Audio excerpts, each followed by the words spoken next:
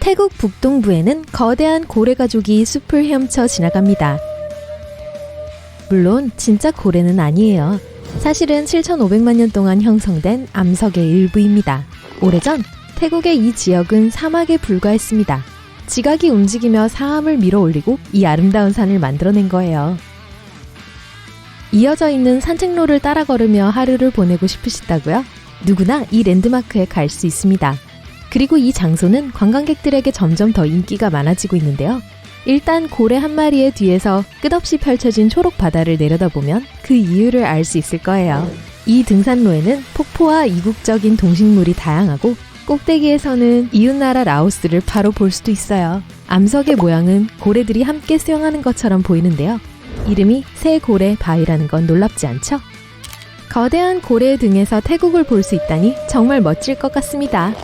2011년 3월 캐나다의 한 광산을 파던 일꾼 하나가 놀라운 발견을 했습니다. 거의 완벽하게 보존된 노도사우루스 화석을 발견한 거예요. 이 멸종된 공룡은 무게가 약 1360kg이고 몸 길이 5.5m에 달할 것으로 추정됩니다.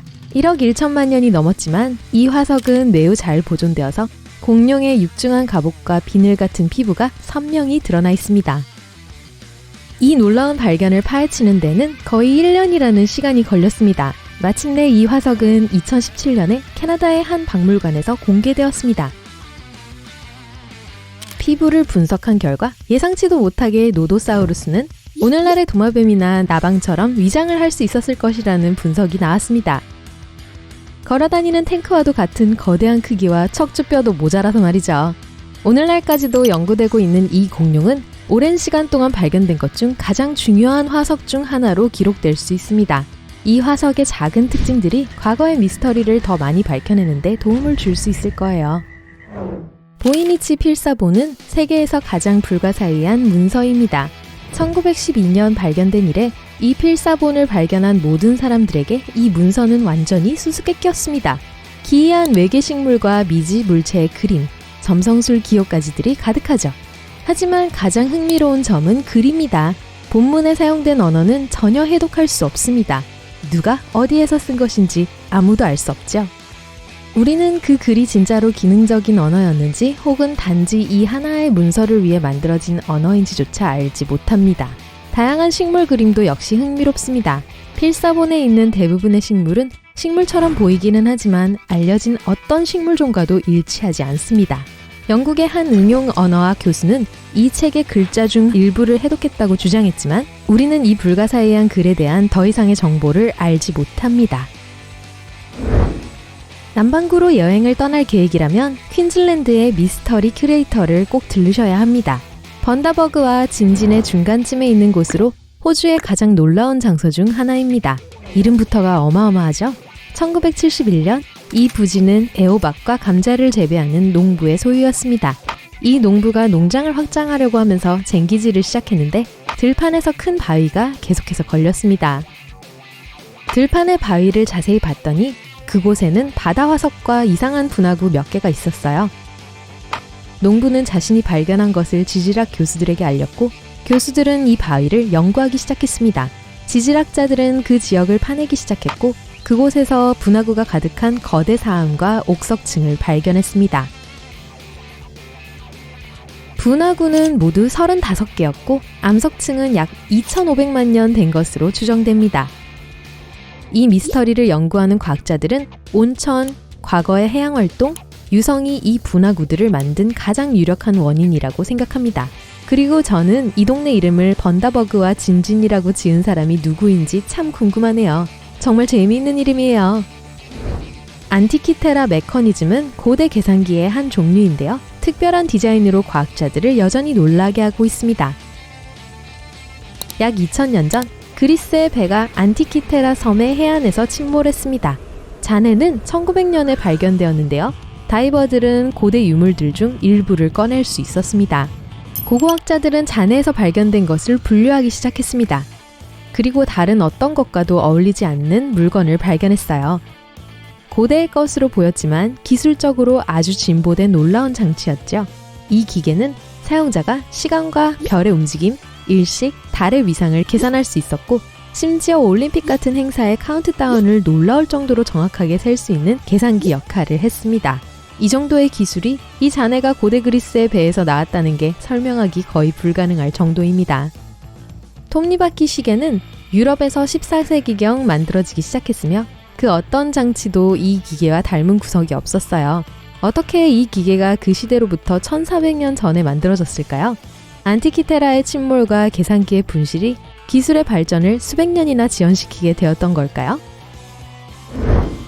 한편 흑해 근처의 코카스 산맥은 사람의 손길이 닿지 않은 유럽의 몇 안 되는 지역 중 하나입니다. 비록 세계의 대부분의 백인을 코카시아인이라고 부르기는 하지만요.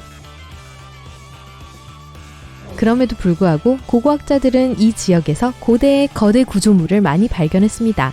고인돌로 알려진 집 같은 건물에는 보석, 청동도구, 각종 도자기가 들어있었습니다. 고고학자들은 누가 왜 이 고인돌을 지었는지 그리고 진정한 목적이 무엇인지 아직 알지 못합니다. 고인돌은 지붕 역할을 하는 큰 돌을 두 개의 돌이 함께 받치고 있거나 작은 돌이 벽처럼 쌓여 있는데 한 면에는 구멍이 나 있어요. 안에 뭐가 들었는지 몰라도 구멍을 막는 돌마개도 발견됐고요. 이 돌 구조물에서 더 이상한 점은 코카스에서만 발견되는 것이 아니라는 거예요. 호주, 한국, 콜롬비아, 아프리카, 심지어 프랑스에서도 발견되고 있거든요. 목적은 알려지지 않았기 때문에 과학자들이 할 수 있는 건 추측뿐입니다. 1974년 발견된 중국 최초 황제의 무덤은 아주 잘 보존되어 있습니다. 그리고 입구를 지키는 8,000명의 테라코타 전사들도 잊어서는 안 되죠. 이 전사 조각상의 대부분은 각자 서로 다른 표정을 하고 있습니다. 대형 테라코타 말과 전차도 있습니다. 추가적인 보호를 위한 것이죠. 잘 알려지지 않은 사실은 무덤의 일부 지역에는 아직 누구도 들어가 보지 못했다는 것입니다. 전체 지역이 불안정하기 때문에 고고학자들은 진입을 매우 꺼리고 있습니다. 속에 뭔가 놀라운 것이 있을 수도 있지만 놀라운 역사의 일부를 잃는 위험을 감수하고 싶은 사람은 없을 테니까요. 결국 연구자들은 안에 무엇이 있는지 더 확인하기 위해 작은 로봇을 닫혀있는 무덤으로 보낼 것이라고 합니다. 그때까지 고고학자들은 무덤의 비밀을 조금 더 기다려야겠죠. 코스타리카 남부에서 사람들은 불가사의한 돌굴을 여럿 발견했습니다. 300개의 공이 여기저기 흩어져 있었고 몇몇은 지름이 2.1m에 육박했어요. 아무도 그 공의 목적이나 어떻게 생산되었는지를 모릅니다. 알고 있는 한 가지는 이 돌이 화산암인 반려암으로 만들어졌다는 거예요. 돌을 완벽한 구형으로 조각하는 데는 많은 시간과 노력이 들었을 겁니다. 연구자들은 이 공이 거의 현재는 사라진 집단의 사람들이 아무 도구도 사용하지 않고 만든 것이라고 추측하고 있습니다. 가장 그럴싸한 이론은 모래를 사용해 옆면을 매끄럽게 만들기 전에 작은 돌을 사용해 바위의 가장자리를 깎았다는 것입니다. 어떤 사람들은 이 돌이 천문학적 목적을 가지고 있었다거나 어떤 곳으로 향하는 길을 가리키는 표지로 사용되었다고 생각하기도 합니다. 하지만 아무도 더 이상은 알지 못합니다. 이 돌의 의미는 자신들을 창조한 문명과 함께 사라져버렸어요. 일본의 남쪽 끝과 대만에서 120km 떨어진 곳에 요나구니 구조물이 있습니다. 1986년 한 잠수부가 관광객을 데려갈 새로운 다이빙 장소를 찾던 중 처음으로 이 구조물을 발견했습니다. 피라미드 같은 큰 계단을 보고 자신이 수중 도시를 발견했다고 생각했죠. 몇몇 고고학자들은 수천 년 전 파도 밑으로 사라진 아틀란티스처럼 이 구조물이 전설적인 태평양 문명의 표시였을 수도 있다고 믿고 있습니다. 이 구조물에 채석장 작업을 암시하는 흔적이 있다는 연구도 있습니다. 어떤 사람들은 심지어 돌에 인간과 동물의 모습이 흐릿하게 새겨져 있다고도 주장했습니다. 하지만 이 중 어느 주장도 많은 증거가 뒷받침해주지 않습니다. 대부분의 전문가들은 그 구조물은 자연스럽게 형성된 것으로 대칭성이 과대평가되었다고 생각합니다. 알려진 것처럼 곧지 않고 단단한 자연 바위의 모습을 하고 있으며 조각으로는 보이지 않는다고 해요. 다시 말하면 침몰한 문명과의 닮은 점은 우연의 일치일 뿐이라는 겁니다. 고고학자들은 터키에서 세계에서 가장 오래된 것으로 알려진 건축물을 발견했을지도 모른다고 생각했습니다. 전문가는 10,000년 이상은 되었을 거라고 해요. 고대 농업 공동체의 본고장이었던 지역에서 발견된 이 단석은 5.5m 높이로 사회적인 행사와 의식에 사용되었을 가능성이 높습니다. 하지만 알려진 것은 많지 않습니다. 이 커다란 석조 구조물에는 동물의 모습이 조각되어 있으며 인간이 만들어낸 것으로 보입니다. 근처에서 연구자들은 주택지를 찾았는데요. 이 놀라운 유적이 현대 문명으로 향하는 이동의 시작을 알리는 신호라는 걸 암시할 수도 있습니다. 퀸바야 유물은 지금까지 발견된 것 중 가장 흥미로운 유물입니다. 사람들이 가장 흥미로워하는 점은 이 유물이 현대의 비행기와 아주 많이 닮았다는 거예요. 퀸바야 유물은 공기역학적인 모양을 하고 있어서 현대과학자들은 이 유물이 항공기의 청사진으로도 사용되었을 수도 있다고 생각합니다. 1994년 2명의 항공기술자가 이 유물을 더 큰 모형으로 만들었습니다. 현대적인 엔진의 도움으로 이 모형은 하늘을 날 수 있다는 게 증명되었죠. 정말 놀라운 것은 이 유물이 아마 라이트 형제의 첫 비행기보다 수천 년은 더 오래되었다는 것입니다. 또 다른 우리 세계의 매혹적인 미스터리죠.